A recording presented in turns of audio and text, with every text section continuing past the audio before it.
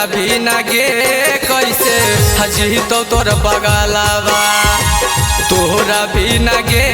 कैसे हजी तो तोर बगलावा के करा से बोलबैया के करा से बोलबैया हम बैठतै के बगलावा तोरा बिना गे मर जही तो तोर बगलावा तोरा बिना गे कैसे हजी तो तोर बगलावा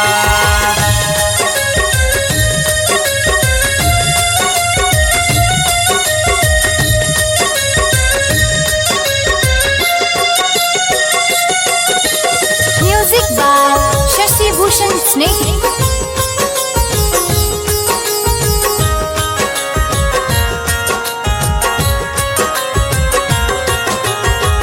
हमारा बनाइए के चल गेली पगला कहब ना गलतिया के ले लही गे बदला गे जान कैसे हमारा बनाइए के चल गेली पगला कहब ना गलतिया के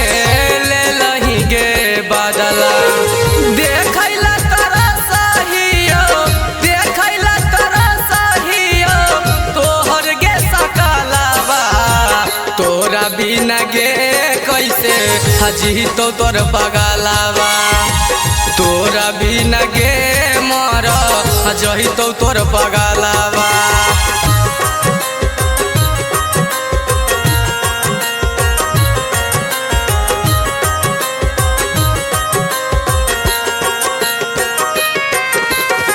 छोड़िए के हमारा सचिन के अपनैले अपने ही हाथे जान हमारा दफनैले गे जान ठीक ना कैले छोड़िए के हमारा सचिन के अपनैले अपना ही हाथे से तू हमारा दफनैले